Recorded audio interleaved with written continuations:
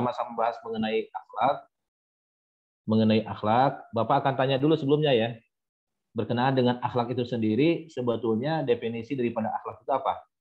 Barangkali ada yang bisa menjawab definisi akhlak menurut Hudam atau Lajnah? Kira-kira apa kira-kira? Pengetahuan adik-adik semua mengenai akhlak. Definisi akhlak itu apa? Tingkah laku, Pak, mungkin. Ya. Akhlak itu adalah tingkah laku. Tingkah laku ya. Terus yang lain? Budi pekerti juga, Pak. Budi pekerti juga, ya. Terus selain itu ada lagi? Sifat seseorang, Pak. Sifat seseorang, ya. Sifat seseorang, tingkah laku, budi pekerti, ya. Nah, jadi bisa digabungkan semuanya ya.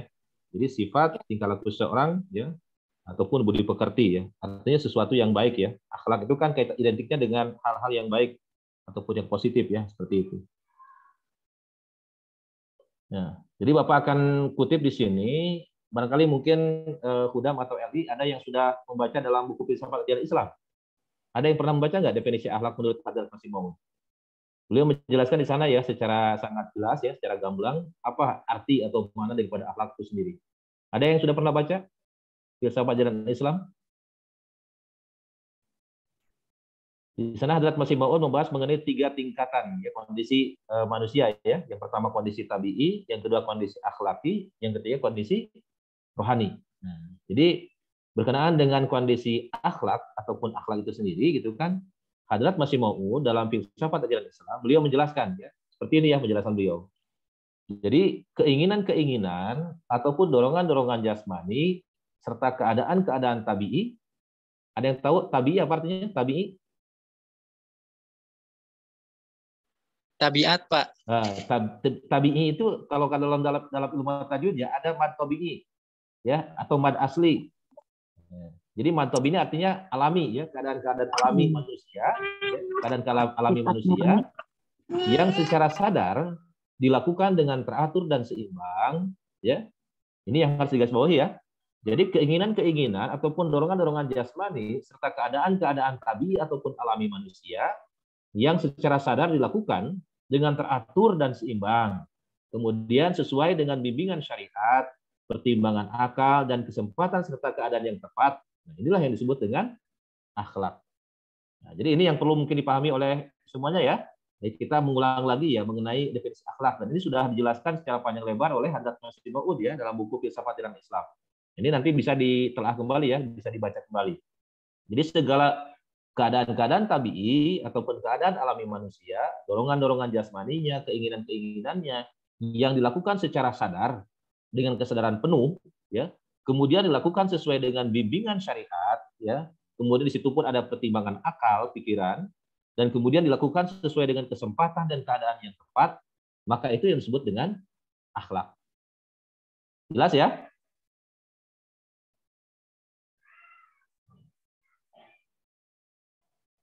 Sekarang Bapak tanya nih, dalam buku Filsafat Ajaran Islam, Hadrat Masih Maud juga menjelaskan mengenai 2 kriteria ataupun 2 jenis akhlak. Ada yang tahu? 2 macam akhlak yang dijelaskan Masih Maud dalam buku Filsafat Ajaran Islam. Ada yang bisa jawab?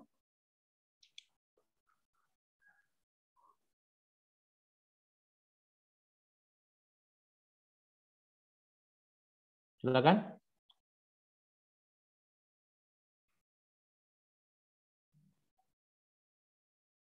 Di open mic aja silakan yang mau jawab.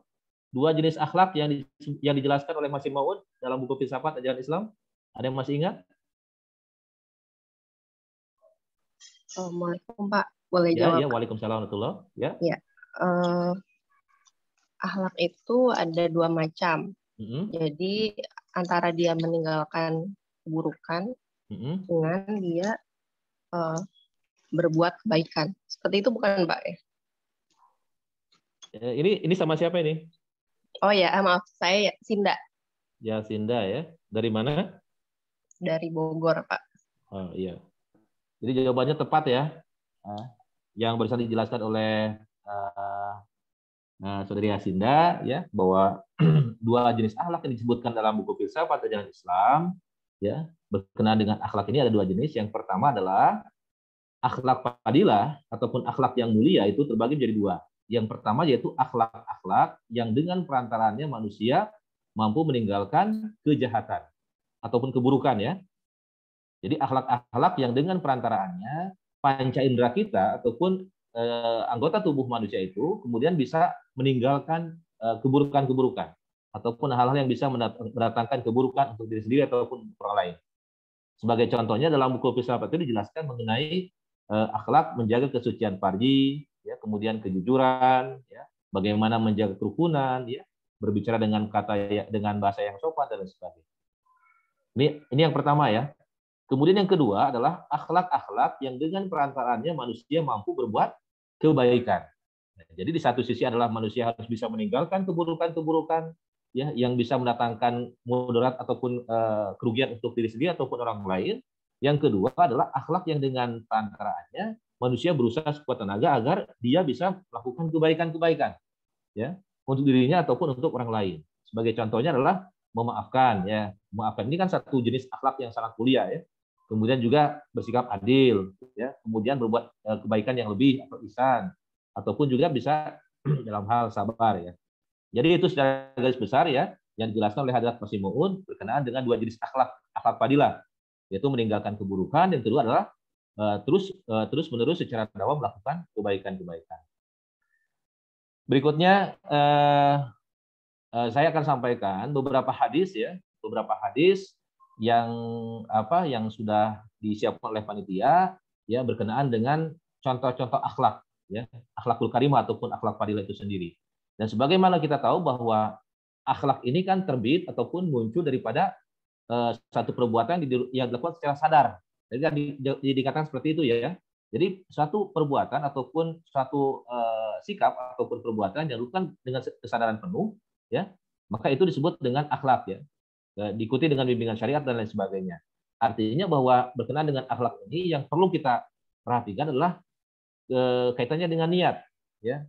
Karena dalam hadis yang pertama ini disampaikan Rasulullah SAW bersabda, satu hadis yang cukup populer, ya, innamal a'malu binniyah, bahwa sesungguhnya amal perbuatan seseorang itu dinilai daripada niatnya ataupun sesuai dengan niatnya. Jadi innamal a'malu binniyat. Kalau digambarkan di sini ada satu ilustrasi, ya, seperti halnya roket ini, ya.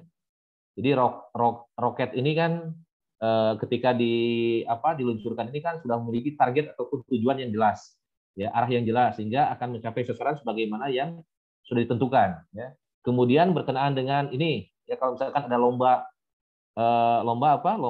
lari ataupun mungkin balap motor ataupun balap mobil gitu kan, start awal itu kan biasanya menentukan seseorang itu bisa finish, ya, dengan hasil yang maksimal, dengan hasil yang baik. Jadi niat awal ini yang tentunya ini sangat penting sebagai syarat awal, ya, yang akan kemudian menentukan arah amal ataupun perbuatan seseorang. Sehingga niat itu menjadi satu hal yang sangat penting, ya. Dan ini harus diluruskan niatnya. Ya, sebagai contoh di sini berkenaan dengan kegiatan KPA yang dilaksanakan saat ini, ya, tentunya rekan-rekan Hudam dan Lajran memiliki motivasi yang berbeda-beda, ya. Motivasi yang berbeda-beda. Saya ingin tanya, ya, ke Hudam dulu gitu kan, Hudam. Nah, kira-kira motivasi ada di Hudam mengikuti KPA ini apa kira-kira? Niat untuk mengikuti kegiatan KPA ini apa kira-kira? Silakan dibuka mic-nya. Mendapatkan ilmu, Pak. Nah, ini LI, ya. Ada Hudamnya, ada. Hudam dulu, ya. Coba Hudam, ayo. Memperbaiki akhlak, Pak. Memperbaiki akhlak, ya, bagus, ya. Untuk memperbaiki akhlak. Terus apa lagi? Untuk mendekatkan diri kepada kejemaatan, Pak. Nah, untuk lebih mendekatkan diri kita pada jemaat, ya.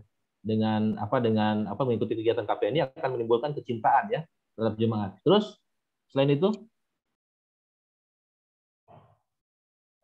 menyegarkan kembali, Pak. Menyegarkan kembali. Kalau ada yang lupa jadi teringat lagi gitu, Pak. Ya, jelas, ya. Bagus, ya, bagus, ya. Jadi banyak niat ataupun motivasi, ya. Tadi dari LI juga sudah menyampaikan tadi di samping bahwa KPA ini kan kursus pendidikan agama, ya. Ini kurang lebih hampir sama dengan kelas tarbiyat sebetulnya, ya. Taklim tarbiyat. kelas talim ini kan kaitannya dengan keilmuan ya. Kalau tarbiyat kaitannya dengan implementasi, pengamalan daripada ilmu kita. Nah, jadi banyak contohnya gitu ya. Barangkali mungkin walaupun di sini gitu kan ada yang ikut KPA karena mungkin ikut-ikutan ya, tren karena banyak yang ikut di cabang gitu kan, maka kemudian kita termotivasi juga gitu kan. Hal yang positif ya, kita mengikuti ikut-ikutan dalam hal yang baik ataupun positif sebenarnya tidak masalah ya. Justru ketika melihat ada saudara kita ataupun teman kita gitu kan yang dia itu semangat ya dalam mengikuti kegiatan-kegiatan jemaat, ya kita harus iri ya, kita harus iri. Jadi ikut-ikutan dalam hal yang positif ini sangat baik. Kemudian yang kedua juga tadi untuk menambah ilmu ya, tolab ilmu ataupun menambah ilmu, menyegarkan keilmuan kita atau kita mendapatkan ilmu-ilmu baru yang tadinya tidak tahu jadi tahu ya. Yang tadinya sudah tahu kita menjadi lebih paham lagi gitu kan.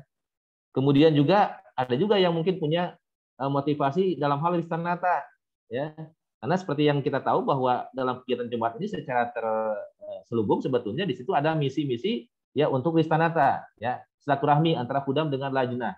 Nah, ini kan sebetulnya tidak salah juga gitu kan. Jadi motivasi seperti ini yang sebetulnya gitu kan tadi kaitannya dengan ketika akan mengikuti kegiatan KPA. Dan niat yang paling baik itu adalah tentunya niat yang didasarkan pada ikhlasan ya, billahi ta'ala. Kita ingin mendapatkan keridhaan ya dari Allah Subhanahu wa taala supaya apapun yang kita lakukan senantiasa mendapatkan keberkahan dari Allah Subhanahu wa taala. Itu ya berkenaan dengan niat ya. Jadi banyak ya kaitannya dengan niat ini kan banyak pembahasan ya. Ada niat ketika kita akan melakukan satu perbuatan dan niat juga ketika akan melakukan satu ibadah gitu kan. Bagi di umum itu banyak yang kemudian menafsirkan bahwa niat itu harus selalu dilisankan, harus selalu dilafalkan, diucapkan gitu kan. Sebagai contoh, ketika akan melakukan sholat ya, kalau di umum itu kan di saudara kita di luar sana itu kan banyak yang kemudian ketika akan melakukan sholat itu mereka berdiri kemudian sebelum mengangkat tangan mereka mengucapkan niat dulu ya, usolli sholat fajri dan lain sebagainya seperti itu. Atau ketika akan melaksanakan saum atau puasa contoh kemarin gitu kan, diniatkan dulu secara lisan. Nah, padahal berkenaan dengan niat ini kan cukup dalam hati saja. Jadi tidak perlu diucapkan secara lisan. Karena Allah Subhanahu wa taala pun sudah memahami apa yang akan kita lakukan.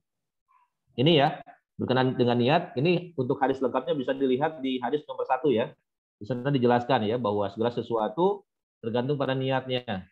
Dan orang akan memperoleh ganjaran sesuai dengan apa yang diniatkannya. Kalau dia hijrah untuk mendapatkan dunia atau bukan karena Allah Subhanahu wa taala, maka dia akan mendapatkan itu. Tapi kalau hijrahnya karena Allah Subhanahu wa taala, maka dia akan mendapatkan keridhaan Allah Subhanahu wa taala dan Rasul-Nya. Jadi yang paling tinggi kedudukan yang berkenaan dengan niat itu adalah niat lillahi ta'ala. Ini yang harus diluruskan ya oleh kita semua. Kemudian yang kedua berkenaan dengan rukun Islam ya. Jadi ada satu hadis ya, hadis yang mungkin cukup populer juga yang menjadi rukun Islam ya, menjadi acuan atau referensi ataupun acuan berkenaan dengan rukun Islam. Bunyal Islamu ala khamsin, syahadati alla ilaha illallah wa anna Muhammadar Rasulullah wa iqamis shalah wa ita'iz zakah wa haji wa shaumi Ramadan. Rasulullah SAW beliau bersabda bahwa Islam itu didasarkan pada 5 rukun, 5 hal. Yang pertama yaitu syahadat, mengucapkan 2 kalimat syahadat, yaitu kesaksian bahwa tidak ada yang patut sembah kecuali Allah dan Muhammad adalah Rasul Allah. Yang kedua adalah iqamis shalah, yaitu mendirikan sholat. Yang ketiga adalah ita'iz zakat, yaitu membayar zakat. Yang berikutnya adalah wal haji, ya, melaksanakan ibadah haji, wa shaumi Ramadan, dan berpuasa pada bulan suci Ramadan. Nah, jadi rukun Islam ini sebetulnya gabungan antara akidah itikad ataupun keyakinan akidah dengan muamalah, dengan pengamalan amaliyah. Yang pertama ya, rukun Islam yang pertama adalah 2 kalimat syahadat. Ini kan kaitannya dengan akidah ya, kaitannya dengan itikad, kaitannya dengan keyakinan kita, keimanan kepada Allah Subhanahu wa taala dan Rasulullah Shallallahu alaihi wasallam sebagai satu hal yang menjadi pondasi yang paling mendasar, kan seperti itu. Kemudian yang kedua, rukun Islam yang kedua itu sholat, membayar zakat, ya, kemudian berpuasa dan melaksanakan ibadah haji. Ini merupakan amaliyah ataupun pengamalan, ya, ataupun kaitannya dengan ubudiyah, ya, kaitannya dengan ibadah. Ya, jadi ada hablum minallahnya, kemudian di sini ada juga hablum minannasnya. Nah, jadi sholat itu kan merupakan pengamalan, ya, merupakan pengamalan, termasuk bayar zakat juga, melaksanakan ibadah haji, berpuasa bulan suci Ramadan adalah merupakan pengamalan, ya, bagian daripada rukun Islam, ya, yang tentunya harus wajib untuk diamalkan oleh setiap Muslim, kan seperti itu.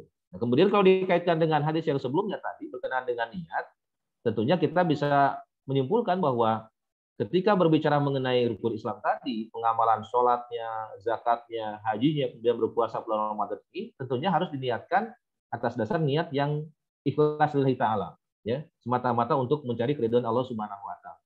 Sehingga bahwa sholat kita akan senantiasa meningkat dalam segi kualitas ataupun kuantitasnya. Kemudian termasuk bayar zakat pun kita akan betul-betul mengamalkan dengan penuh keikhlasan, ya, lillahi ta'ala.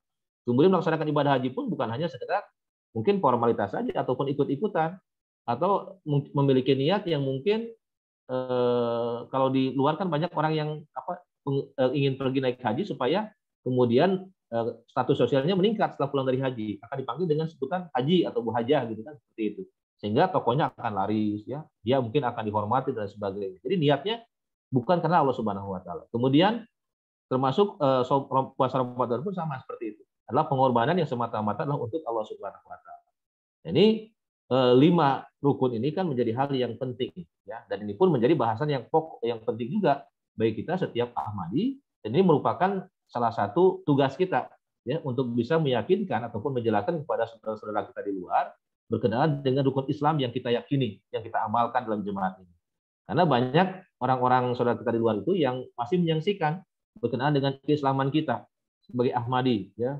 Banyak yang menuduh bahwa kita syaratnya tidak sama, kemudian sholatnya pun berbeda, ya, berkenaan dengan zakat pun ya tidak sama juga katanya, ibadah hajinya tidak ke Mekah, kemudian berpuasa Ramadan pun mereka mengatakan ya kita tidak sama dan sebagainya. Ini yang harus kemudian kita jelaskan kepada mereka bahwa syahadat 2 kalimat syahadat itu, ya, ini sudah mutlak, ya, sudah final, tidak bisa dirubah. Ya, sejak awal sampai dengan kapanpun 2 kalimat syahadat ini seperti ini, ya, nas ataupun redaksinya tidak mungkin bisa dirubah. Sebagai contoh, di sini disebutkan mengenai asyhadu anna Muhammadar Rasulullah, ya, sebagai contoh, ya. Jadi kalimat kata Muhammad ini tidak bisa digantikan dengan nama sifat Rasulullah SAW yang lainnya. Sedangkan kita tahu bahwa nama sifat Rasulullah itu ada juga Ahmad, Al-Hashir, dan sebagainya. Kemudian yang menjadi pertanyaan, apakah boleh kemudian kita mengganti kata Muhammad dengan Ahmad? Wasyhadu anna Ahmad Rasulullah. Ini kan tidak boleh, ya, karena ini sudah mutlak, ya, sudah baku kalimat syahadat ini sampai kapanpun tidak bisa dirubah, ya, walaupun diganti dengan nama sifat Rasulullah SAW. Nah, ini kemudian berkenaan dengan sholat 5 waktu pun sama. Ini harus kita jelaskan juga kepada mereka. Bahkan kita sangat ditekankan untuk mengamalkan sholat sunnah rawatibnya, ba'diyah qobliyahnya, sholat sholat nafalnya dan sebagainya. Apalagi uzur, ya, al-khamis, Idul Adha Aziz kan mengamalkan kepada kita setiap Ahmadi, Kudam dan lainnya dalam hal ini bahwa kita pun dalam rangka untuk menyambut tasyakur 100 tahun Jemaat Ahmadiyah Indonesia, yang harus kita perhatikan adalah kaitannya dengan pengamalan sholat berjamaah. Ini karena ini adalah kunci kerohanian, ya, kunci untuk menarik keberkatan dari Allah Subhanahu wa taala. Kemudian membayar zakat pun sama seperti itu. Jadi fungsi zakat ini adalah untuk mensucikan, ya, membuat harta kita suci, berkah, ya, kemudian harta kita akan berlimpah. Allah Subhanahu wa taala akan mengganti dengan lebih banyak lagi. Ini sudah diamalkan oleh kita di jemaat, ya, dengan pengorbanan yang sifatnya nafal, gitu kan, tidak hanya zakat saja, seperti candah dan sebagainya. Nah, kemudian melaksanakan haji pun sama seperti itu, ya, dan berpuasa pada bulan Ramadan pun kita mengamalkannya, bahkan di luar itu pun ya kita dianjurkan untuk melaksanakan puasa nafal. Itu, ya, berkenaan dengan rukun Islam, ya. Ini menjadi fondasi keislaman kita. Kemudian ini pun berkenaan dengan amaliyah, ataupun di sana dijelaskan oleh Hadrat Masih Maud 5 poin kedua sampai kelima ini, Masih Maud mengatakan bahwa ini adalah mujahadah, bentuk jihad kita sebagai seorang yang beriman untuk mendapatkan kedekatan dengan Allah Subhanahu wa taala.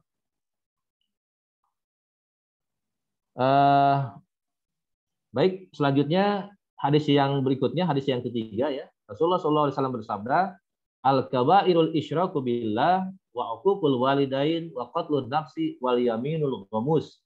Bahwa dosa yang paling besar adalah menyekutukan Allah dengan yang lainnya, durhaka kepada orang tua, membunuh orang, dan bersumpah palsu.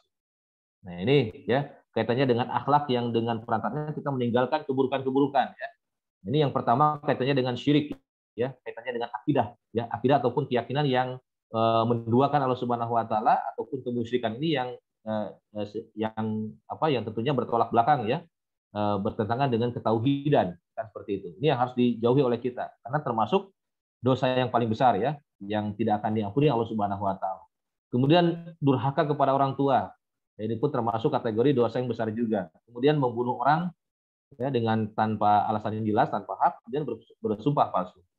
Ini sebagai contoh, di sini Bapak kasih penjelasan ya berkenaan dengan menyekutukan Allah dengan selainnya. Ya, sebagaimana kita tahu bahwa Nabi Isa alaihissalam ini sudah 2000 tahun lebih gitu kan, beliau diangkat sebagai anak Allah, nauzubillah gitu kan, oleh orang-orang Nasrani ataupun orang-orang Kristen gitu kan, di mana mereka meyakini bahwa Nabi Isa alaihissalam ini adalah sebagai anak Tuhan, ya anak Tuhan. Ini adalah merupakan akidah kemusyrikan ya, menyekutukan Allah, menganggap bahwa Nabi Isa alaihissalam nauzubillah sebagai anak Tuhan, anak Allah gitu kan. Nah, ini sudah kemusyrikan yang sudah berjalan ribuan tahun ya. Jadi ada kemusyrikan yang sifatnya nyata, syirik nyata, ada juga yang syirik zahir ya, ada juga yang sifatnya syirik khafi, syirik yang halus ataupun yang tidak disadari ataupun yang tersembunyi. Nah, ini celakanya bahwa umat Islam pun gitu kan ternyata mereka tidak menyadari ya, dengan keyakinan bahwa Nabi Isa alaihissalam masih hidup ya, masih hidup sampai dengan saat ini, hidup di langit ya, dan nanti di akhir zaman mendekati kiamat katanya mereka Nabi Isa akan turun lagi ke bumi dan lain sebagainya.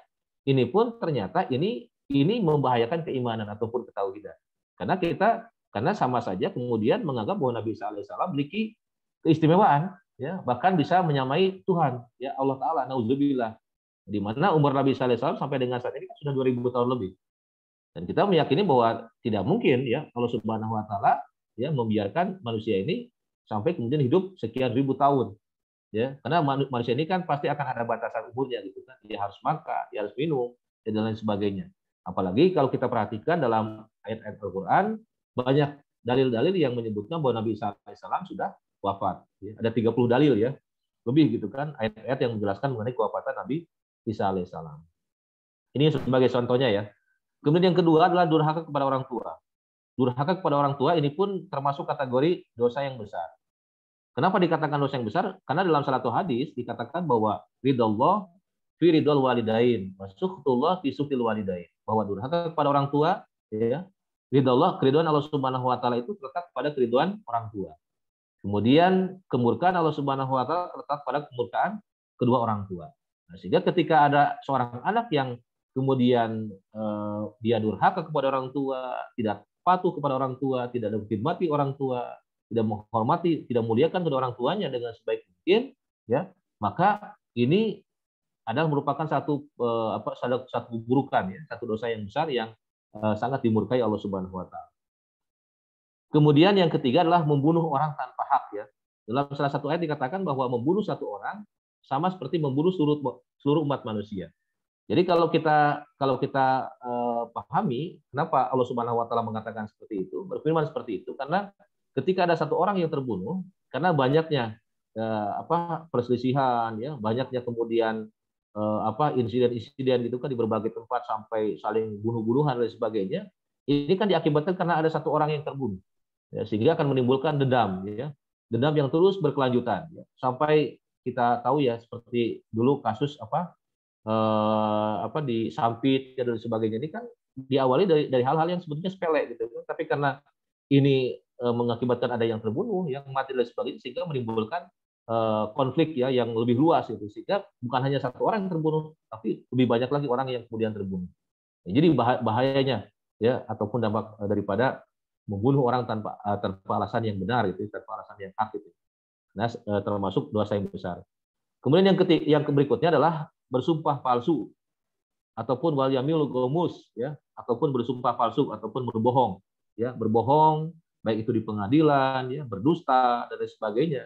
Mungkin saat ini menjadi salah satu tanda-tanda akhir zaman, ya, di mana orang dengan tidak merasa bersalah gitu kan di depan pengadilan, kemudian dia berbohong ataupun berdusta, ya, dengan harapan bahwa dia akan bebas hukuman, dia tidak akan dipenjara, dia akan selamat dan sebagainya. Nah, ini adalah merupakan satu perbuatan dosa besar juga. Jadi dalam ayat lain dikatakan bahwa ini termasuk seperti halnya berhala, ya. Jadi musyrik juga gitu kan. Ketika ada orang yang kemudian berdusta karena dia meninggalkan Allah Subhanahu Wa Taala, kemudian dia menganggap bahwa dengan kebohongannya dia akan selamat. Ini adalah satu perbuatan yang termasuk kategori dosa besar. Baik, barangkali mungkin sampai 3 hadis dulu. Bapak buka termin, sesi.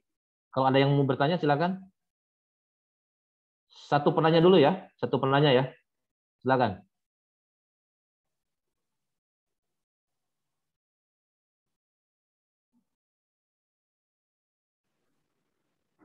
Assalamualaikum, Pak. Saya izin bertanya. Ya, silakan. Ini siapa namanya? Malik, Pak.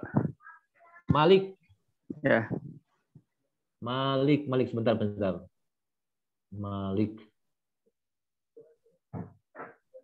Bentar ya.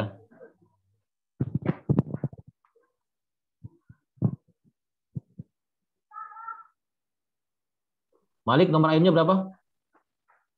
10737. Dari mana Malik? Dari cabang mana?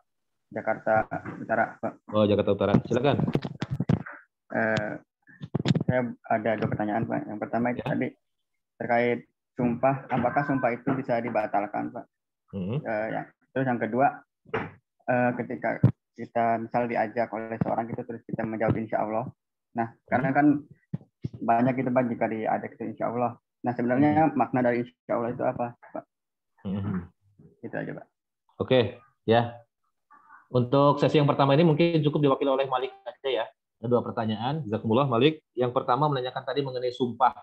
Ya, mengenai sumpah ataupun mungkin apalah gitu kan. Kalau mungkin ada yang kadang-kadang gitu kan, apakah orang tua kah atau apa gitu kan, sering mengeluarkan mungkin karena saking keselnya kepada anak, kadang-kadang mengeluarkan kata-kata yang ya seperti sumpah serapah lah gitu, seperti itu. Apakah kemudian sumpah ini bisa dibatalkan atau tidak gitu kan? Nah, ini berkenaan dengan sumpah ini sebetulnya dalam kita memahami bahwa dalam Al-Quran ataupun dalam hadis-hadis Rasulullah SAW mengatakan bahwa kita ketika kita bersumpah dan untuk menunjukkan bahwa sumpah ini adalah sesuatu untuk meyakinkan orang itu kan terkait dengan apa yang kita lakukan ataupun kita yakini, maka sumpah yang tertinggi itu adalah dengan mengatasnamakan Allah Subhanahu Wa Taala, Allah gitu kan, demi Allah Subhanahu Wa Taala.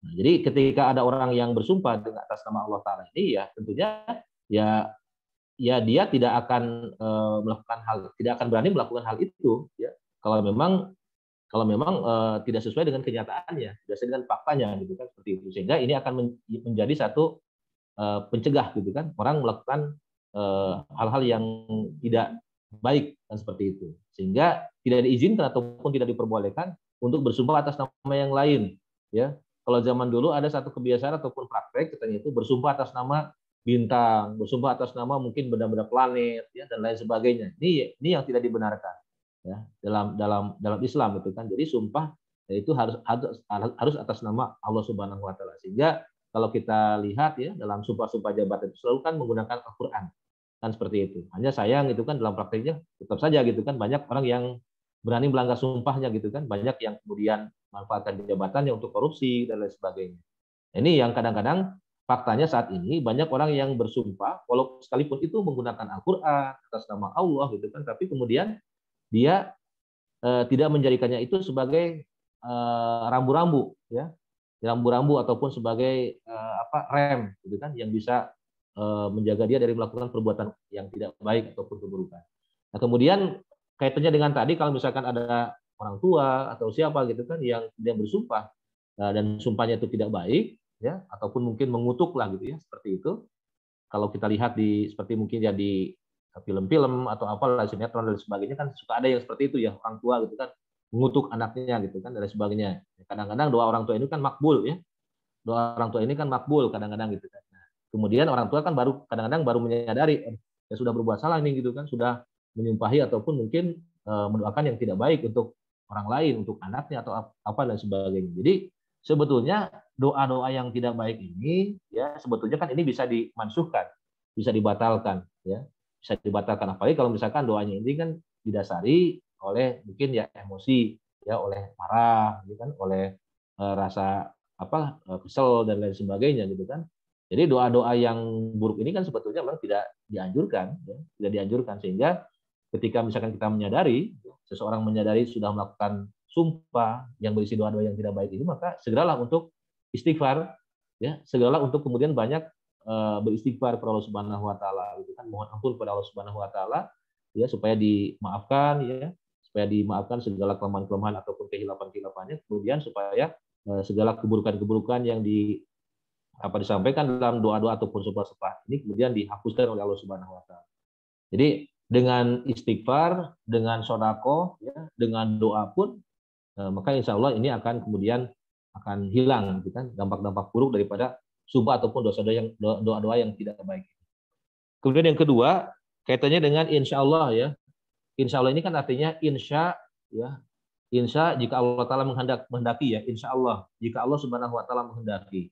Nah, ini cuman yang menjadi permasalahannya kebiasaan kita, gitu kan, mungkin bukan hanya di Indonesia, gitu kan, tapi sebagai contoh lah di kita di Indonesia, itu kan biasa kemudian orang dengan mudahnya mengatakan insya Allah.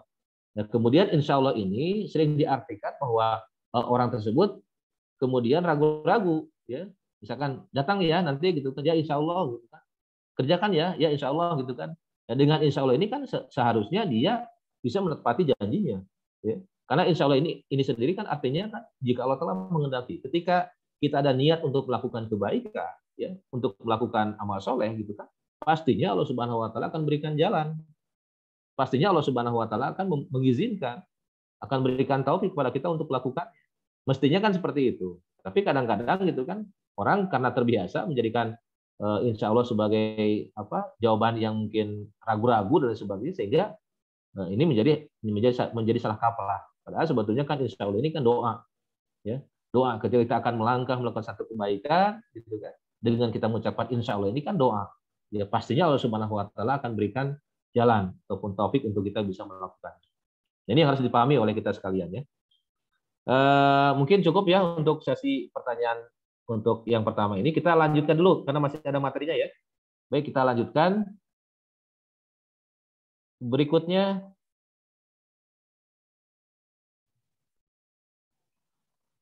hadis berikutnya mengenai hadis yang ke-6, ya. Mengenai tiga amalan yang tidak akan terputus ketika anak Adam meninggal. Illa min salasatin, ya, kecuali tiga hal, tiga perkara.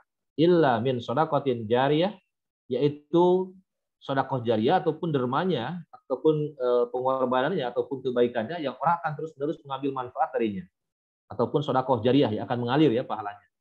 Au ilmin yuntafa'u bi, ataupun ilmu, ya, pengetahuannya yang orang akan mendapatkan manfaatnya, ya, darinya. Au waladin sholihin yad'ulah, atau anak yang saleh yang mendoakannya. Nah, jadi dalam hadis ini disebutkan bahwa ketika seseorang meninggalkan dunia ini, ketika seorang meninggal, maka akan terputus, ya, hubungannya dengan dunia, ya. Orang sudah tidak akan bisa beramal lagi ketika sudah meninggal, kan. Jadi artinya terputus sudah, gitu kan, hubungannya dengan keluarganya, dengan dunia dan sebagainya. Kecuali tiga yang akan dibawa, ya, setelah mati itu, yaitu tiga hal, tiga perkara. Yang pertama adalah sedekah jariyah, ya. Sedekah itu artinya kebaikan yang terus mengalir manfaatnya. Kemudian juga ilmu, ini akan menjadi sedekah jariyah juga. Atau kemudian anak soleh yang senantiasa mendoakan orang tua. Jadi ada tiga hal, ya. Mungkin hadis ini sudah sering didengar, ya. Jadi tiga hal yang insya Allah akan menemani kita, menyertai kita ketika sudah wafat. Yang pertama adalah sedekah jariyah, dan sedekah yang paling afdol ataupun yang paling utama adalah pengorbanan yang diberikan ketika masih hidup. Ini yang perlu dicatat oleh kita semua, ya. Jadi pengorbanan yang terbaik adalah ketika masih hidup, ya. Kemudian ilmu yang bermanfaat, ya. Ilmu yang bisa mendatangkan masalah ataupun kebaikan untuk umat manusia. Sebagai contoh di sini, ya, ada penemu lampu, ya, Thomas Alva Edison, gitu kan. Ini kan berkat penemuannya kan dunia menjadi terang, ya. Banyak yang mendapatkan manfaat. Atau anak soleh yang mendoakan orang tuanya, ya, dengan senantiasa mendoakan, dengan senantiasa melakukan kebaikan-kebaikan ataupun amal soleh, maka kebaikan anak soleh tersebut ataupun doa-doa anak soleh tersebut insya Allah akan menjadi jariyah, yang akan sampai pahalanya kepada kedua orang tuanya yang sudah meninggal. Nah, ini, ya. Kemudian hadis berikutnya mengenai dua waktu sholat yang berat untuk orang munafik, ya, yaitu sholat minal fajri wal isya, yaitu sholat subuh dan isya. Kalau mereka mengetahui ma fihima, betapa besar pahala kedua sembahyang itu, sholat itu, la tauhuma walau habban, maka mereka tentu akan pergi ke masjid walaupun harus perangkap. Nah, jadi tentunya waktu-waktu sholat ini kan dalam Al-Quran dikatakan sebagai hafidu ala sholawati wa sholatil wusta. Jadi kita harus menjaga ya sholat wusta. Dan banyak yang mengartikan bahwa sholat wusta ini adalah sholat 5 waktu. Sholat zuhur itu bisa menjadi sholat wusta juga. Sholat yang ada di pertengahan. Sholat asar juga bisa menjadi sholat wusta. Sholat maghrib pun sama seperti itu. Sholat isya juga sama. Sholat subuh juga sama gitu kan. Dalam hadis ini disebutkan 2 waktu sholat ya, yang kadang-kadang gitu kan bagi orang munafik ini berat untuk melaksanakannya ya. Karena jatuhnya pada waktu-waktu yang berat, waktu yang sulit. Sholat subuh itu jatuh gitu kan. Waktu sholat subuh ini kan ketika orang sedang istirahat ya, sedang tidur dengan lelap gitu kan. Kemudian sholat isya ini kan jatuh ataupun dilaksanakan ketika orang baru selesai melaksanakan aktivitas sehari-hari karena masih capek, masih letih gitu kan. Nah, itu harus melaksanakan sholat isya. Nah, sehingga bagi orang yang imannya lemah, ataupun bagi orang munafik ini, 2 waktu sholat ini ternyata sulit untuk mereka. Nah, jadi ketika misalkan nauzubillah gitu kan ada seseorang gitu kan yang sudah mulai malas-malesan melaksanakan sholat subuh, ya tidak bangun untuk melaksanakan sholat subuh, ketika terdengar azan tidak langsung bangun tapi masih malas-malesan, ya bangun mungkin jam 5:30 kah, mungkin bangunnya jam 6 ketika matahari mau terbit dan sebagainya baru melaksanakan sholat. Nah, ini kita harus hati-hati, kita harus waspada karena ini adalah tanda-tanda kemunafikan. Ya, ketika orang sudah melalaikan ibadah, sholat subuh, melalaikan sholat isya, nah ini adalah merupakan tanda-tanda kemunafikan. Ya, padahal kalau misalkan tahu betapa besar pahala kedua sholat itu, maka kita akan berusaha untuk datang ke masjid untuk melaksanakan sholat subuh dengan sholat isya ini, karena pahalanya sangat luar biasa di sisi Allah Subhanahu Wa Taala. Bahkan dikatakan bahwa orang yang melaksanakan sholat subuh dan isya berjamaah pahalanya seperti hanya melaksanakan ibadah semalam suntuk ya, sholat isya dan subuh ini. Kemudian berikutnya hadis yang nomor 9, di sana disebutkan malam yarham saghirana wa ya'rif haqqa kabirana falaysa minna. Bukanlah dari golongan kami orang yang tidak mengasihi yang muda dan yang tidak menghormati yang tua. Jadi dalam hadis ini disebutkan dua kewajiban ya, 2 perintah. Yang pertama yarham saghirana, orang yang besar ya berlaku kasih sayang terhadap orang yang kecil. Sebaliknya wa ya'rif haqqa kabirana falaysa minna. Sebaliknya orang yang kecil pun dia harus menaruh rasa hormat ataupun sopan santun terhadap orang yang besar. Ya, jika tidak melakukan hal itu maka falaysa minna kata Rasulullah. Maka dia bukan dari golongan kami. Nah, jadi berkenaan dengan kata saghir dengan kata kabir ini kan definisinya kan cukup luas. Saghir orang yang kecil ini kan bisa diartikan kecil dalam segi mungkin ya dalam segi kedudukan sosial, dalam segi mungkin ekonomi, dalam segi mungkin keilmuan ya dan lain sebagainya gitu kan seperti itu. Maka orang yang memiliki kelebihan dalam segi harta, orang yang memiliki kelebihan dalam segi ilmu ataupun mungkin jabatan, ya, kedudukan dan lain sebagainya, maka terhadap orang yang lemah ya di bawah mereka harus berlaku kasih sayang. Ini sebagaimana dijelaskan oleh Hadrat Masih Maud ya dalam buku Bahranu kan seperti itu. Ya, orang yang berilmu maka dia jangan melecehkan atau merendahkan orang yang tidak berilmu, tapi harus mengajarkan tentang keilmuan kepada mereka. Termasuk orang yang memiliki kelimpahan dalam segi harta, dia pun harus berlaku kasih sayang terhadap orang yang lemah ataupun yang mungkin tidak mampu. Begitupun sebaliknya, orang yang lemah, orang yang kecil dalam segi ilmu, ya mungkin keterbatasan ilmu dan sebagainya, maka dia harus menaruh rasa hormat atau sopan terhadap orang yang lebih besar, ya orang yang memiliki kelebihan dalam segi ilmu, dalam segi harta, dalam batas yang wajar, ya dalam batas yang wajar ataupun selayaknya seperti itu. Jadi kalau kita perhatikan berkenaan dengan sikap yang kecil terhadap yang besar terhadap yang kecil, yang kecil terhadap yang besar ini, ternyata kalau ini tidak diamalkan, ini akan menimbulkan penyakit sosial. Yang pertama biasanya ketika ada orang yang mungkin dalam segi kedudukan sosialnya rendah, ya, kecil ataupun lemah, biasanya akan menimbulkan sifat ataupun penyakit rohani, ya penyakit dengki ataupun iri lihat ketika orang yang berhasil ataupun sukses, ya dia akan tidak senang gitu kan, dia akan iri dengki gitu kan. Begitupun orang yang besar ketika diberikan kelimpahan dalam segi rezeki ataupun harta, termasuk mungkin keilmuan dan sebagainya, maka kalau dia tidak menyadari bahwa itu adalah merupakan titipan dari Allah Subhanahu Wa Taala, amanah dari Allah Subhanahu Wa Taala, sehingga akan menimbulkan sifat apa? Takabur, ya, akan menimbulkan sifat kesombongan, ya, takaburan dan lain sebagainya. Jadi dua sifat ini kalau misalkan tidak kemudian kita saling memahami akan menimbulkan penyakit rohani tadi. Sehingga ada hadis ini ya bahwa masing-masing harus melaksanakan apa yang menjadi hak ya ataupun kewajibannya. Kemudian berikutnya dalam hadis berikutnya disebutkan An-nasu banu Adam wa Adamu min turab. Bahwa semua manusia adalah anak cucu keturunan Adam dan Adam diciptakan dari tanah. Ya, jadi turab ya diciptakan dari tanah. Dalam surat Al-Hijr ayat 27 bisa disebutkan walaqad khalaqnal insana min shalsalin min hama'im masnun. Dan sesungguhnya telah kami jadikan manusia dari tanah liat kering yang mendenting dari lumpur hitam yang telah diberi bentuk. Nah, ini bisa dilihat tafsirnya ataupun catatan kakinya dalam nomor 1493 ya di tafsir Shaghir ya. Bisa dilihat pengertiannya seperti apa gitu kan. Kemudian dalam ayat yang lain dikatakan bahwa manusia juga diciptakan dari bintin, dari tanah liat, dari tanah lempung, atau ansha'akum minal ard ya. Kamu telah kami jadikan gitu kan dari bumi. Jadi penjelasannya berkenaan dengan hadis ini sebagaimana kita tahu bahwa manusia memang semua bahan makanan manusia yang menjadi menjadi sumber ya untuk kehidupannya itu memang semuanya berasal dari bumi ataupun tanah ya, bahan pangannya ya, tanah, sayur-sayur mayurnya gitu kan, termasuk dan yang lainnya semuanya kan berasal dari tanah, termasuk air dan sebagainya, semuanya berasal dari tanah. Tapi di sisi lain bahwa pengertian ataupun maksud daripada tanah itu sendiri gitu kan tergantung tanahnya, kaitannya dengan sifat ataupun karakter. Ya, di sini kan dikatakan tadi dari tanah kering yang mendenting, yang keras gitu kan. Kemudian ada juga yang dari lumpur hitam, ya. Atau juga ada yang berasal dari tanah liat, ya.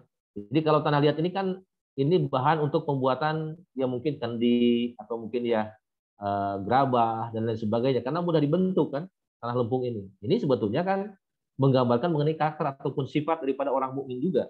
Artinya dia akan senantiasa tunduk, patuh, ya, tawadu dan taat, gitu kan, terhadap perintah Allah Subhanahu Wa Taala. Nah, ini ya berkenaan dengan sedikit penjelasan daripada hadis ini. Kemudian yang berikutnya, hadis berikutnya, ridhar Rabbi fi ridhal walid, wa sakhatur Rabbi fi sakhatil walid. Bahwa kesenangan Allah terletak pada keridhaan Allah dan kemarahan Allah terletak pada kemarahan ayah. Jadi penjelasannya hampir sama dengan hadis yang sebelumnya tadi ya. Bahwa keridhaan Allah terletak pada keridhaan orang tua, walaupun di sini secara khusus ditujukan untuk ayah ya. Kemudian kemurkaan Allah atau kemarahan Allah terletak pada kemurkaan kedua orang tua, ya. Ataupun di sini disebutkan mengenai kedudukan kepada ayah, Berikutnya dalam hadis yang berikutnya, kullu dzunub yaghfirullahu minha ma syaa illa uquqal walidain fa innahu yu'ajjilu li sahibihi fil hayat qabla al-mamat. Jadi Allah Subhanahu wa taala mengampuni setiap dosa yang dia kehendaki, kecuali dosa durhaka kepada orang tua. Malahan dia akan mempercepat menghukum kepada si durhaka sebelum meninggalkan dunia. Inilah pentingnya untuk melakukan kebaikan kepada orang tua. Ya. Dalam ayat Quran kan dikatakan, wabil walidaini ihsana, dan berbuat baiklah kepada kedua orang tua. Wala taqul lahuma uffin. Jangan mengatakan kepada orang tua ini uff ataupun ah. Ya, artinya membantah ucapan ataupun perkataan daripada orang tua. Kalau memang nasihat daripada orang tua ini adalah menganjurkan kepada kebaikan, ya, untuk taat pada Allah Subhanahu wa taala, ya, untuk mengamalkan amal soleh dan sebagainya, maka kewajiban untuk bagi anak adalah untuk taat, mengamalkan perintah ataupun nasihat daripada orang tua. Sebaliknya kalau misalkan melawan ataupun membangkang, ya akan menimbulkan kemudian orang tuanya menjadi sedih, ya, akan menimbulkan orang tuanya menjadi kesal dan lain sebagainya, maka ini hati-hati karena ini akan mengundang kemurkaan Allah Subhanahu wa taala. Bahkan dikatakan dalam hadis tadi, maka Allah Subhanahu wa taala akan mempercepat menghukum kepada si pendurhaka. Di dunia ini juga, ya. Di dunia ini juga banyak kan orang-orang yang kemudian tidak hormat, ya, tidak sopan kepada orang tuanya ataupun mungkin durhaka, tidak menghormati orang tuanya sebagai layaknya sebagai kewajiban anak terhadap orang tua, maka kemudian hidupnya itu tidak berkah. Ya, hidupnya itu sulit. Ya, banyak saja gitu kan ujian-ujian yang dialami, musibah yang dialami gitu kan. Karena ini adalah karena Allah Subhanahu wa taala tadi berfirman seperti itu. Allah Subhanahu wa taala akan menghukum ya kepada anak yang durhaka kepada orang tuanya. Ini sebagai contoh di Padang ini kan ada kisah ataupun mitos gitu kan, batu maling kundang gitu kan. Batu maling kundang, walaupun ini kan masih mitos yang hanya kepercayaan saja sebetulnya, tapi ini kan menggambar menjadi satu ilustrasi lah. Yang menjadi satu ilustrasi, jangan sampai karena kemurkaan orang tua ini kemudian Allah Subhanahu wa taala akan menurunkan azab ya, ataupun ujian untuk si anak tadi. Kemudian berikutnya, dalam hadis berikutnya, ad-dinun nasiha qulna liman qala lillahi wa li kitabihi wa li rasulihi wa li ammatil muslimin wa ammatihim. Intisari daripada agama adalah tulus ikhlas terhadap orang lain. Ya, kami para sahabat menanyakan kepada Rasulullah, tulus ikhlas kepada siapa yang kau maksudkan? Beliau menjawab, kepada Allah, kepada kitab Allah, kepada Rasulnya, kepada pemimpin orang Muslim, dan kepada masyarakat umum. Jadi kuncinya bahwa agama itu adalah keikhlasan, tulus ikhlas. Ya, ikhlas itu sendiri artinya kan bersih, ya, murni, bening, tidak kotor, ya, dan lain sebagainya. Seperti hanya kaca lah. Ya, bagaimana cermin ini kan kalau misalkan kita bersihkan, ya, maka kita akan bening, ya, kita akan mungkin ya akan bisa memantulkan bayangan dengan sempurna. Tapi kalau kaca ini kemudian kotor, ya bagaimana kita akan bercermin? Kan seperti itu. Bagaimana akan kemudian memantulkan cahaya dengan sempurna? Jadi berkenaan dengan kita melaksanakan kewajiban dalam agama itu ya hablum minallah, hablum minannas, ya, dan lain sebagainya, maka ini yang harus diperbaiki oleh kita adalah keikhlasan, ya. Jadi ikhlas itu sendiri adanya dalam hati tadi. Bagaimana meluruskan ataupun memperbaiki niat kita. Semata-mata adalah lillahi ta'ala. Murnikan niat kita ya untuk semata-mata mengharapkan keridhaan Allah Subhanahu wa taala. Kemudian berikutnya, hadis berikutnya, al-khalqu iyalullah wa habbul khalqi ilallah man ahsana ila iyalihi. Semua makhluk adalah keluarga Allah, maka oleh karena itu Allah suka kepada orang yang melakukan keluarganya dengan baik. Nah, tentunya bahwa setiap makhluk ini kan harus diperlakukan dengan sangat baik ya oleh kita sebagai manusia, tidak hanya kepada sesama manusia tapi kepada semua makhluk. Kita Allah Subhanahu wa taala kita perlu berlaku baik.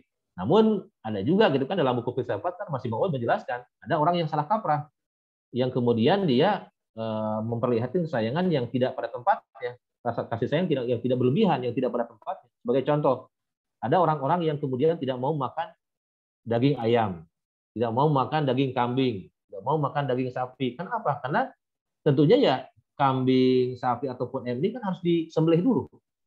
Kan seperti itu. Sedangkan tadi orang tadi ya tidak tega. Ya. Kalau misalkan ayamnya itu harus dibunuh, disembelih, dipotong gitu kan. Sapinya harus dibunuh ataupun disembelih. Padahal kita sama-sama mengetahui bahwa semua makhluk kita Allah Subhanahu wa taala ini disediakan Allah Subhanahu wa taala itu untuk keperluan manusia. Gitu kan seperti itu ya. Jadi banyak makhluk itu kan hewan-hewan ini yang diciptakan Allah Subhanahu wa taala dan memiliki fungsi yang masing-masing berbeda. Ada yang memang diciptakan Allah Subhanahu wa taala untuk bahan kebutuhan manusia, untuk makan, untuk makanan manusia. Ada juga yang kemudian untuk dinikmati suaranya, keindahannya seperti burung gitu ya. Ada juga yang dipakai untuk tunggangan, untuk alat kendaraan, ya, seperti kuda dan sebagainya, seperti itu. Jadi masing-masing sudah memiliki fungsi ataupun tugas. Ya. Kemudian ada juga makhluk-makhluk itu kan yang boleh untuk kemudian dibunuh. Kenapa? Karena makhluk tersebut berbahaya. Ya. Makhluk tersebut bisa mendatangkan mudarat ataupun kerugian, bahkan bisa membunuh manusia gitu kan. Karena memiliki bisa. Sebagai contoh kalajengking, ya, atau mungkin ya ular yang berbisa, atau mungkin ya makhluk-makhluk yang lainnya seperti tikus ya, yang tentunya ini akan membawa penyakit gitu kan. Ini pun Rasulullah mengatakan bahwa boleh untuk kemudian membunuh binatang-binatang tersebut. Nah, jadi artinya bahwa al-khalqu yalullah ini, bahwa keluarga Allah ini kaitannya dengan akhlak tadi. Ya, bagaimana sikap kita terhadap makhluk Allah ya. Sebagai contoh di sini ya kan ada seorang wanita nakal gitu kan pada zaman dulu gitu kan yang bisa masuk surga. Kenapa? Karena dia berlaku baik kepada seekor anjing. Berikan minum kepada anjingnya sehingga Allah Subhanahu wa taala ridho kepada perbuatan seorang wanita yang nakal tadi itu sehingga dia menjadi ahli surga. Padahal hanya memberikan minum kepada seekor anjing saja. Kemudian juga ada juga gitu kan orang yang kemudian lupa ataupun lalai tidak memberikan makanan kepada hewan peliharaannya sehingga hewan peliharaannya tadi seperti kucing ya, dan lain sebagainya ini mati. Bahkan dikatakan dalam hadis tadi ya, dia akan masuk neraka. Karena sudah berlaku zalim ya, aniaya terhadap makhluk Allah. Kemudian yang terakhir, hadis terakhir, yati alan nasi zamanun yakunu hadithuhum fi masajidihim fi amri dunyahum fala tujalisuhum falaysa lillahi fihim hajat. Akan tiba satu waktu ketika orang akan membicarakan urusan-urusan keduniaan di dalam masjid-masjid. Ya, padahal kita sama-sama tahu bahwa masjid ini dibangun ya untuk mengingat Allah Subhanahu wa taala, untuk ibadah, untuk berzikir kepada Allah Subhanahu wa taala. Wa annal masajida lillah dalam Al-Qur'an ya. Jadi sesungguhnya masjid-masjid itu untuk Allah Subhanahu wa taala, untuk mengingat Allah Subhanahu wa taala. Tetapi nanti akan terjadi satu ketika di akhir zaman akan terjadi di mana orang ya dalam masjid itu bukan berzikir, ya bukan untuk melaksanakan sholat, ya bukan untuk kemudian mengingat Allah Subhanahu wa taala ataupun membicarakan urusan-urusan kerohanian atau urusan-urusan agama. Tetapi mereka membicarakan urusan-urusan duniawi, bisnis, ya perdagangan, ataupun urusan-urusan duniawi yang lainnya. Nah, kemudian dalam hadis ini katakan fala tujalisuhum walaysa lillahi fihim hajat. Kamu jangan duduk dengan orang-orang demikian karena Allah tidak akan menghinakan mereka. Kalau misalkan kita ikut nimbrung dengan orang-orang yang membicarakan hal-hal yang bukan bersifat kerohanian ya, atau mungkin hal-hal yang sifatnya duniawi saja, kita ikut nimbrung berbicara di sana gitu, maka ini akan membuat Allah Subhanahu wa taala tidak ridho. Allah Subhanahu wa taala tidak akan senang ridho terhadap orang-orang tersebut ya. Orang tersebut akan jauh dari rahmat Allah Subhanahu wa taala. Ini barangkali yang dapat disampaikan ya untuk materi akhlak pada kesempatan sore ini yang mudah-mudahan bisa dipahami ya oleh Dede Hudam dan Eli semua. Baik, selanjutnya saya kasih kesempatan kepada Hudam atau Lajnah ya yang ingin bertanya. Untuk sesi yang berikutnya, saya buka, silakan. Untuk yang pertama, 2 penanya dulu ya, silakan. Kalau ada yang masih kurang jelas, boleh ditanyakan.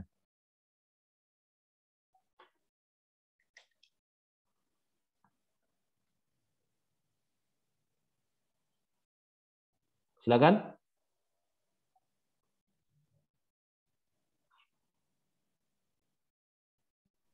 Assalamualaikum Bapak, barangkali saya izin bertanya. Ya, dengan siapa ini? Dengan Amatus Salam, Pak. Nomor IM-nya berapa? 33404. 33404 ya. Amatus Salam. Dari cabang mana? Cabang Sukapura. Sukapura ya. Silakan. Ya, izin bertanya, Pak. Ya, mangga. Dalam rumah tangga kan selalu terdiri atas orang tua, ayah, ibu, dan anak. Ya. Dalam lingkaran itu tidak menutup kemungkinan selalu ada masalah barangkali atau perdebatan. Kadang diselesaikannya itu setiap keluarga kan berbeda-beda. Nah, mana suatu waktu permasalahan tersebut barangkali belum selesai sehingga menimbulkan rasa dendam barangkali atau rasa tidak dapat memaafkan dari seorang anak misalnya kepada orang tua yang dirasa lalai gitu dalam menjalankan kewajibannya khususnya kepada kepala keluarganya misalnya Pak. Bagaimana ya Pak menghindari hal-hal yang setiap orang barangkali bisa saja gitu mengalami hal tersebut gitu, mengalami betul. Seperti itu. Untuk bagaimana cara kita untuk menghindari atau bahkan barangkali terjadi pada keluarga kita sendiri gitu Pak. Betul. Jazakumullah Pak. Iya. Baik, yang kedua silakan. Berikutnya kalau ada yang mau nanya lagi, enggak? Ada lagi yang mau bertanya? Silakan.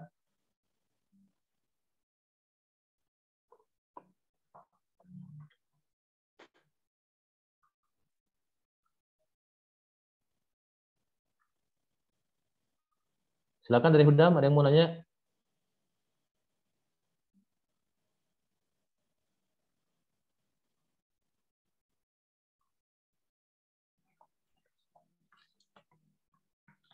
Silakan.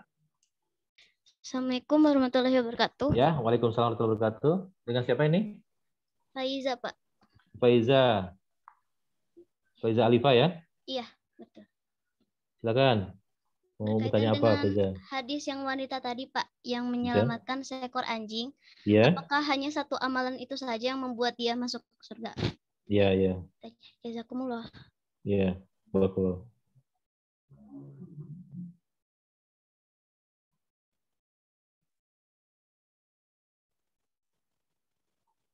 Ya. Ya, dua dulu ya. Yang lain di ini dulu ya, disimpan dulu pertanyaannya.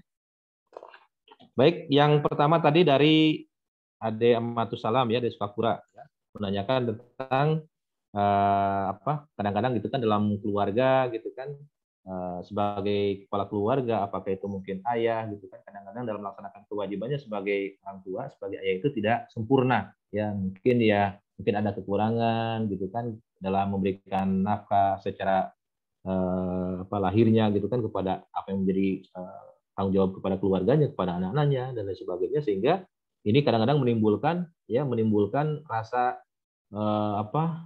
dalam diri anak tersebut ya, mungkin ya kecewa kah, atau mungkin ya kurang hormat terhadap orang tua dan lain sebagainya, seperti itu.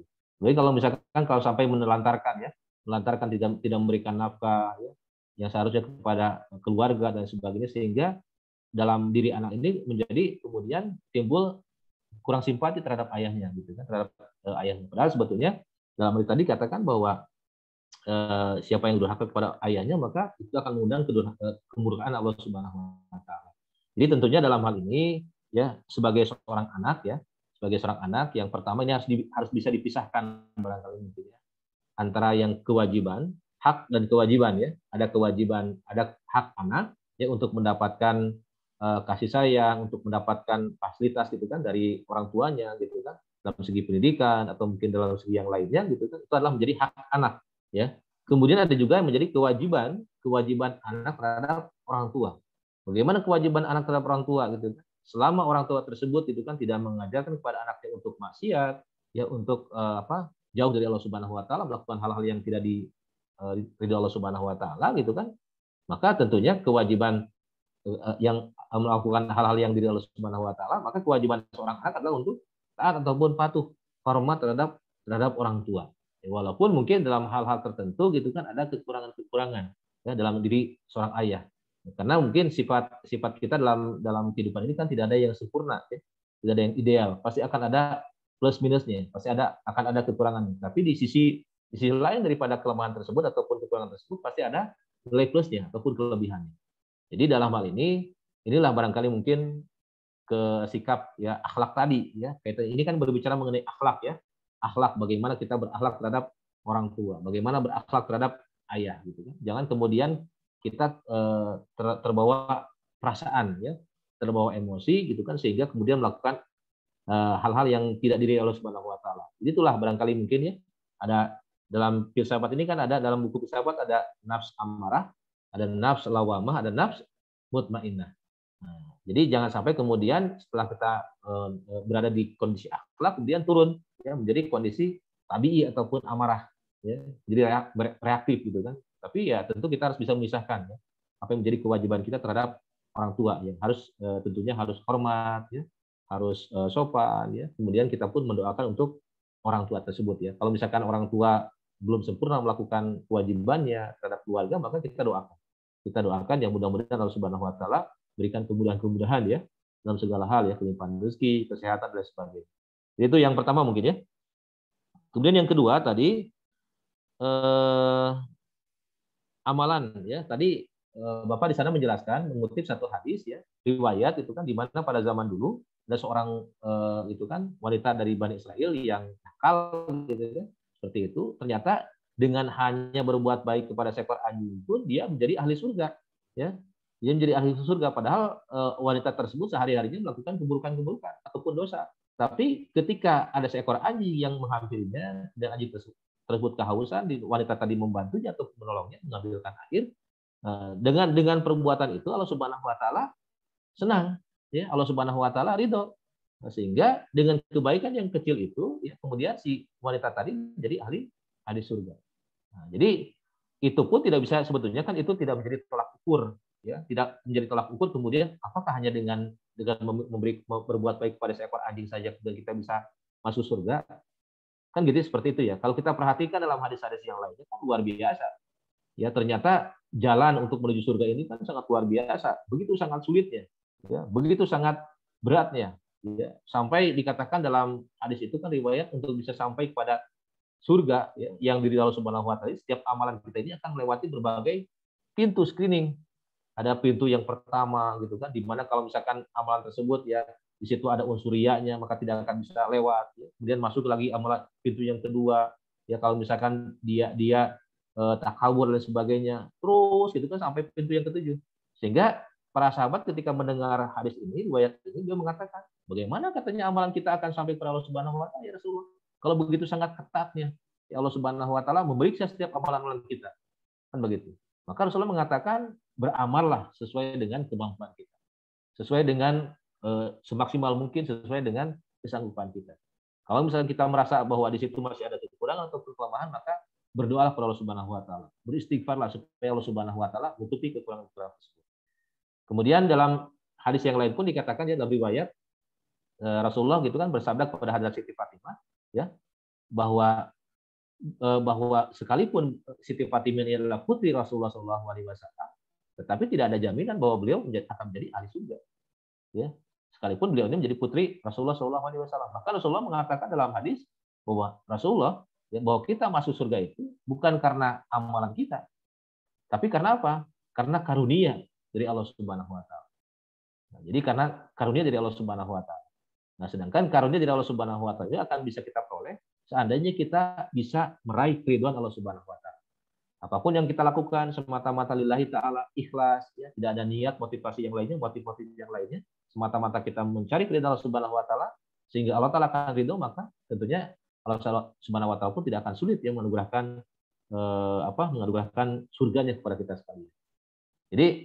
Jadi kita tidak memahaminya jangan sepotong-sepotong ya, karena banyak hadis-hadis juga yang menyebutkan hanya dengan mengatakan la ilaha illallah saja menjadi ahli surga.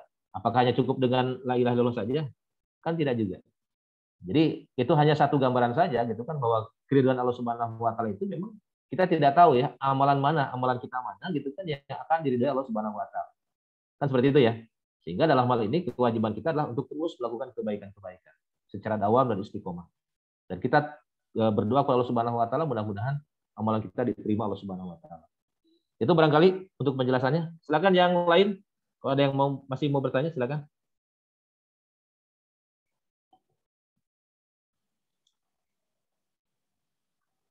Jelas ya, Pak Iza ya? Ya, jelas, Pak. Ya. Yang lainnya silakan kalau ada yang masih mau bertanya. Silakan kalau yang belum sholat, silakan sholat dulu. Silakan yang lainnya.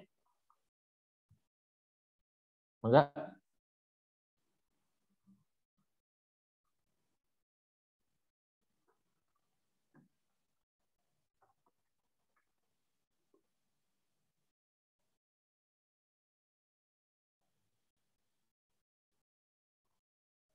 Silakan dari Hudam nih. Dari Hudam ada yang mau bertanya, enggak?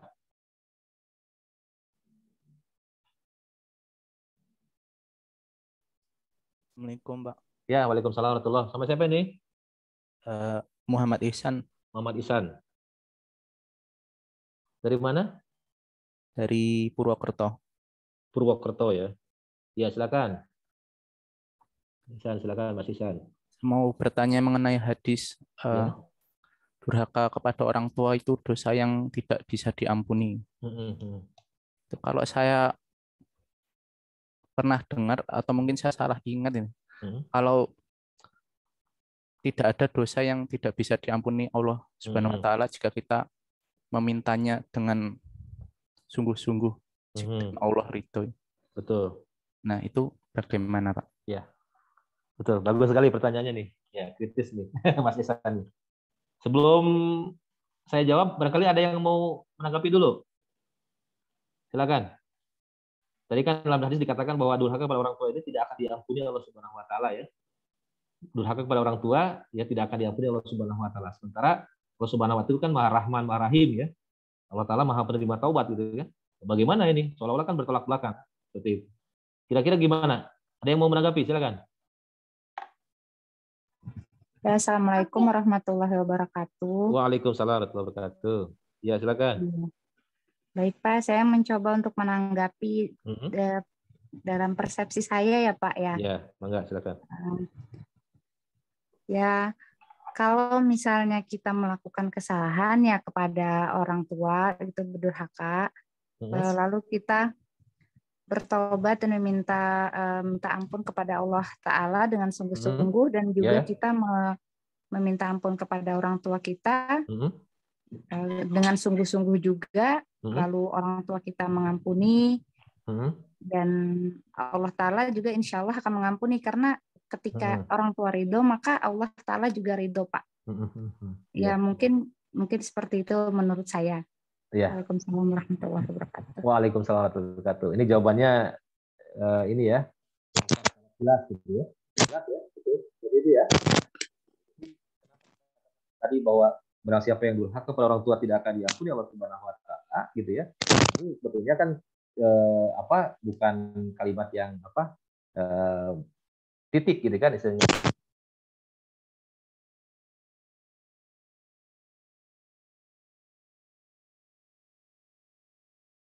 Pak, suaranya hilang. Halo? Ada? Ya, sudah ada ya?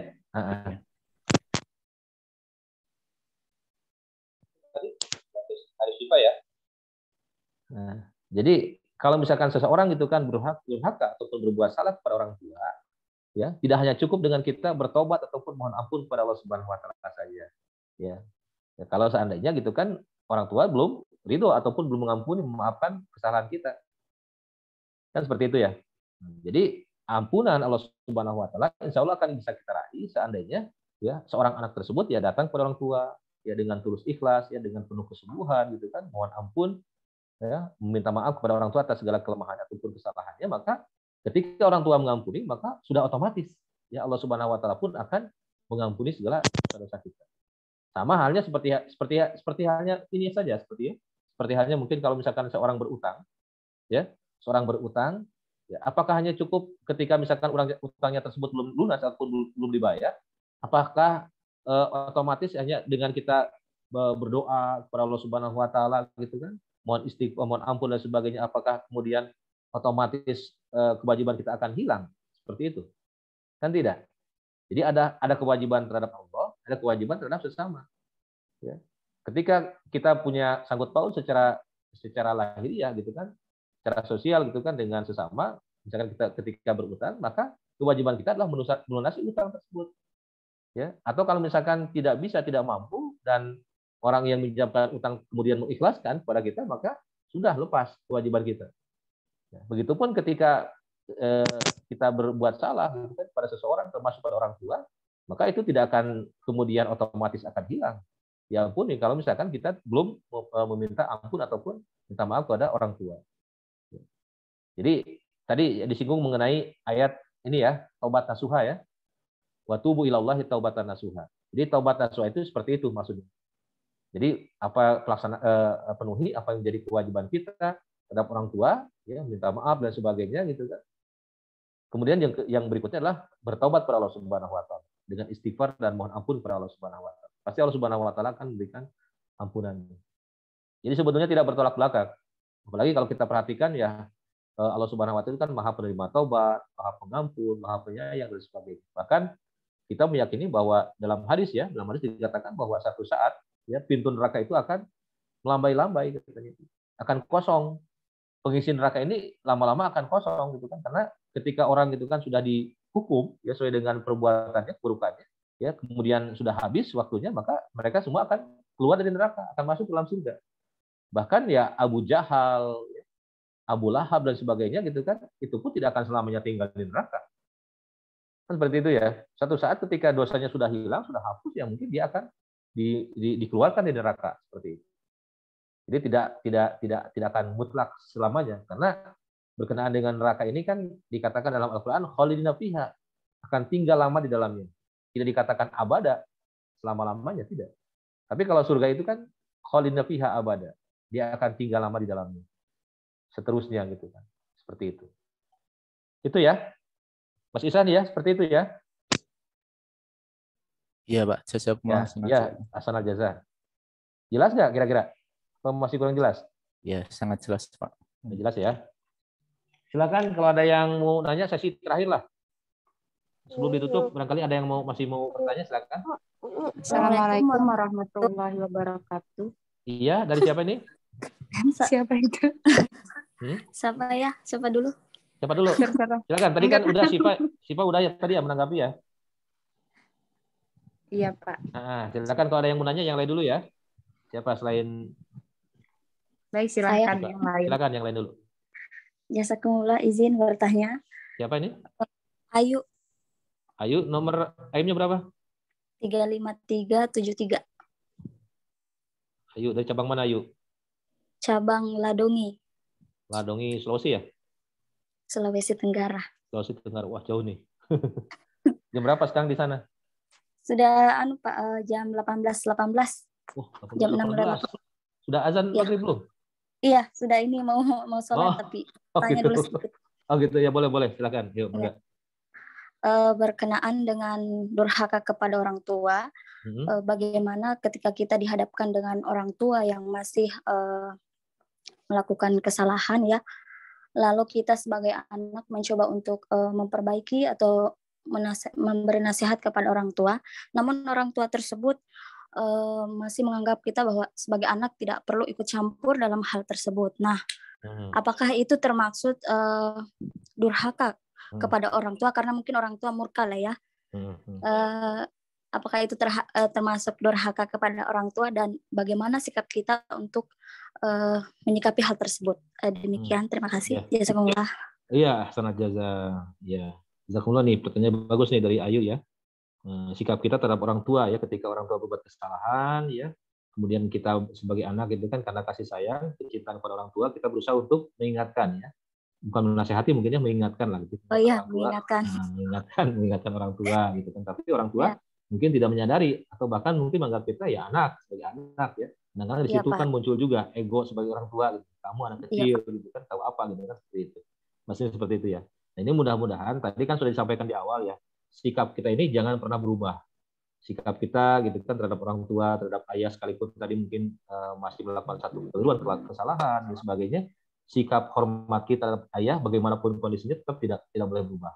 Kita harus tetap hormat ya, tetap menghormati ya, mungkin mati dan sebagainya. Kecuali kalau misalkan tadi gitu kan ayah tersebut ya menganjurkan ya, ataupun mungkin mengajak kepada sesuatu yang sifatnya maksiat, ya, keburukan ya, yang melarang kita untuk melakukan kebaikan ataupun melanggar perintah Allah Subhanahu wa taala. Ini yang tentunya tidak wajib untuk diikuti. Jadi tentunya kita yakin bahwa doa anak soleh ini kan insya Allah akan makbul ya. Doa anak soleh ini kan akan makbul ya. Sudah banyak contoh lah. Sudah banyak contoh yang tadinya mungkin ayahnya yang punya satu kebiasaan yang tidak baik ya, dan sebagainya. Ketika anaknya dengan penuh kecintaan, dengan penuh kerendahan hati, ya, dengan penuh keikhlasan terus itu kan berusaha untuk mengingatkan ayahnya sambil kemudian mendoakan ayahnya, ya, maka Allah Subhanahu wa taala pun ya pasti akan mengabulkan doa yang menjadi anaknya. Pernah kan satu ketika itu ada di satu cabang ya, kebetulan ayahnya ini masih punya kebiasaan misalkan sudah masih suka minum-minuman dan sebagainya gitu kan. Anaknya ini ada seorang lajnah ya, kebetulan ayahnya belum baiat gitu kan. Nah, si anaknya ini setiap malam tuh selalu bangun malam, selalu melaksanakan sholat tahajud gitu kan. Selalu melaksanakan sholat tahajud, ya satu ketika ayahnya ini melihat ya, ini lagi ngapain jam segini katanya, jam 2:30, jam 3 sedang bangun tahajud ya. Dengan menangis ya sambil sujud dia mendoakan untuk ayahnya. Sampai kemudian disitulah mulai tersentuh ya, sampai kemudian pada akhirnya kemudian mendapatkan hidayah ya untuk masuk ke dalam jemaah. Nah, ini sekeras-kerasnya hati seorang ayah juga ya suatu saat pasti akan luluh lah ketika melihat anaknya dengan penuh kecintaan ya terus berusaha untuk mendoakan ya dan sebagainya. Yang penting ya tadi ketika mengingatkan ayah ini jangan kemudian jangan menggunakan bahasa-bahasa yang mungkin kasar ya, tidak sopan ya, menggunakan bahasa yang tidak baik dan sebagainya. Mungkin ayah pun ya tidak akan simpati kalau cara kita memberikan mengingatkan dengan cara yang tidak baik. Sesuatu yang baik tapi kalau disampaikan dengan cara yang tidak baik itu hasilnya tidak akan baik. Betul nggak? Betul nggak, Yu? Nah, dia kan huzur yang keempat begitu beliau menyampaikan.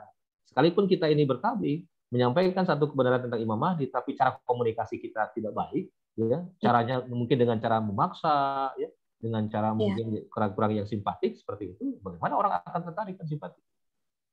Siapa? Gitu ya. Jadi cara penyampaian pun ya ini penting juga. Kemudian tentunya yang akan bisa membolak-balikan hati seseorang, ya, yang akan memberikan hidayah itu kan kecuali Allah Subhanahu wa taala. Allah Subhanahu wa taala. Ya, jadi kewajiban kita adalah jangan putus asa, ya. Terus kita istiqomah, ya. Kita kebaikan ini kan pasti akan ada ujian-ujiannya gitu. Jangan kita pesimis, ya. Terus kita doakan ya untuk tadi gitu kan. Kalau misalkan ada satu kelemahan dalam diri ayah kita, doakan, insya Allah pasti Allah Subhanahu wa taala akan mendengarkan doa-doa kita. Itu mungkin ya Ayu ya. Ya Pak, jazakumullah. Ya, jazakumullah ya. Salam buat kamu balik di sana ya. Ayo ya Pak. Ya, jazakumullah. Mangga.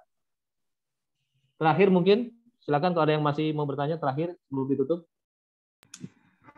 Assalamualaikum Pak, saya masih boleh bertanya enggak? Kalau misalkan yang lain belum ada yang tanya, boleh. Tunggu dulu ya. Oke, baik Pak. Ya. Yang lain dulu, silakan. Assalamualaikum Pak.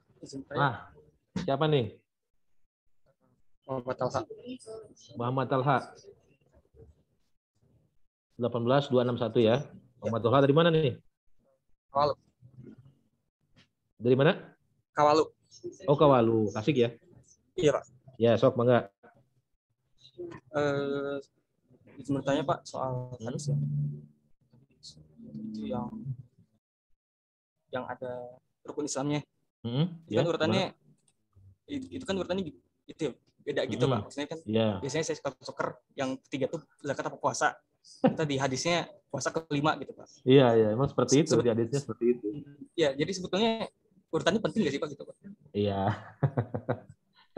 Kalau urutan itu kan sebetulnya nggak masalah, bukan hal yang prinsip ya. Ya kita tahu mungkin dari sejak kecil yang urutan rukun Islam itu kan naik haji kan urutannya kelima ya. Iya Pak. Iya, urutannya kelima. Ternyata ketika kita lihat di hadisnya urutan naik haji itu keempat. Puasa Ramadan gitu kan. Kemudian yang terakhir itu ya, puasa Ramadan. Walaupun mungkin di hadis yang lain ada juga yang urutannya sama dengan rukun Islam yang kita sudah hafal gitu kan, rukun naik haji kelima. Tapi sebetulnya kan intinya tidak akan mempengaruhi. Ya, sebetulnya rukun Islam itu kan intinya kan bagiannya kan sama seperti itu. Ya tidak beda. Kalau urutan itu tidak masalah. Tidak masalah. Bukan hal yang prinsip ya kalau urutan. Ya berarti urutannya ada perbedaan gitu tidak apa-apa berarti. Tidak apa-apa, enggak masalah. Ya, itu aja. Ya. Terakhir mungkin saya kasih kesempatan ke tadi Mbak Syifa ya. Mangga terakhir. Ya Pak, terima kasih atas kesempatannya. Saya ingin bertanya mengenai apa nih namanya, mengambil pinjaman di bank itu kalau di jemaat seperti apa ya pandangannya Pak? Karena saya juga di luar pembahasan ini. Iya, boleh nggak nih Pak? Soalnya saya lagi bingung sekali. Oh gitu. Iya Pak, ada keperluan yang apa ya, dibilang mendadak gitu kan. Iya, jadi untuk dapat uang secepat itu kan susah ya. Jadi, tapi saya sih dengan suami sudah memikirkan bahwa ya jangan sampailah ngambil di bank gitu, karena menurut saya dan suami juga sebelum-sebelumnya bahwa itu kan riba gitu kan. Iya, sudah berkomitmen untuk menjauhi riba. Tapi kemarin saya sempat dengar orang tua saya sih ngechat saya gitu. Ada apa salah satu mubalik yang bilang kepada ibu saya bahwa mengambil uang di bank tidak riba seperti itu. Pinjam ya, pinjam ke bank ya. Iya, begitu Pak. Ya, jadi mohon penjelasannya Pak. Iya. Jadi tergantung untuk apa dulu sebetulnya. Untuk kebutuhan apa dulu. Karena kuzur yang keempat kan beliau membolehkan juga ketika kita berurusan dengan bank ya untuk hal-hal yang sifatnya kebutuhan yang sifatnya mungkin pokok. Ya seperti mungkin untuk mencicil rumah. Ya, kalau misalkan kita mengambil perumahan gitu kan. Nah, itu kan biasanya daripada kita mungkin kontrak rumah gitu kan. Seperti itu ya lebih baik kita ngambil perumahan. Itu kan biasanya kaitannya dengan bank ya. Dengan bank itu kan dicicil seperti itu. Ini kan kalau untuk kebutuhan yang sifatnya mungkin mendasar ataupun primer lah gitu ya, seperti itu, ini uzur membolehkan untuk tempat tinggal gitu kan, atau mungkin untuk untuk seperti itulah, hal-hal yang sifatnya pokok lah seperti itu. Tapi kalau untuk yang sifatnya konsumtif ya, sifat hal yang mungkin bukan kebutuhan yang pokok, ini yang sebetulnya tidak dibenarkan. Tapi bagi beberapa anggota memahaminya bahwa ketika berbicara mengenai riba untuk keluar apapun ya, karena mungkin ya kita supaya betul-betul murni, kita selamat dari hal yang berbau riba gitu kan, sama sekali tidak ingin berhubungan dengan bank, dengan riba. Artinya tidak mau sekalipun pinjam ke bank gitu kan, sekalipun untuk modal usaha atau apa dan sebagainya. Karena memang dalam Al-Quran kan sudah sangat jelas ya, bahwa orang yang makan riba itu kan sama dengan memukul genderang perang gitu ya, menantang Allah Subhanahu wa taala. Pasti akan banyak ujian ataupun cobaannya yang barangkali mungkin menurut kita ini nih solusi yang akan bisa menyelesaikan permasalahan kita gitu kan, ternyata tidak gitu kan, tidak memberikan solusi juga, pada akhirnya ya tidak sesuai dengan harapan seperti itu. Kecuali untuk hal-hal yang sifatnya mungkin pokok mendasar yang saya tahu itu.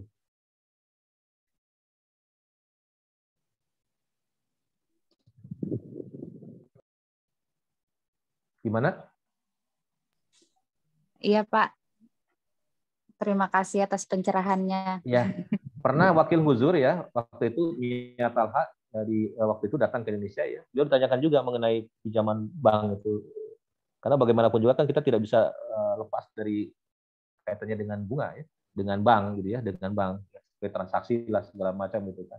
Kecuali mungkin riba ini kan tidak boleh dimakan ya untuk kepentingan sendiri kan, bunga bank segala macam itu ya.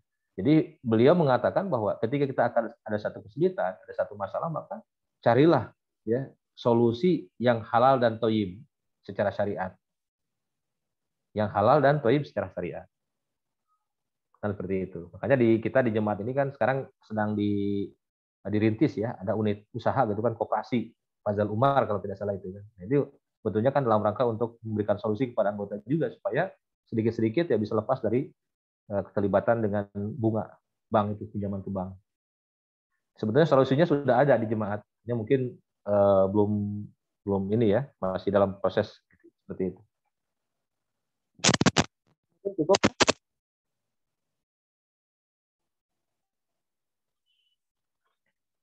Jazakumullah atas perhatian dari semuanya yang sudah mengikuti kelas KPA untuk sore hari ini.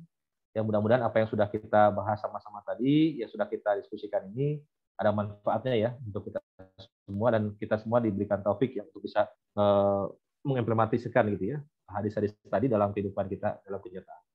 Mudah-mudahan Allah Subhanahu wa taala berikan taufik kepada kita sekalian. Untuk mengakhiri kelas ini kita tutup dengan doa ya, supaya Allah Subhanahu wa taala senantiasa memberikan pelindungan, berkatan dan rahmatnya untuk kita sekalian. Baik, kita tutup dengan doa. Doa dimulai.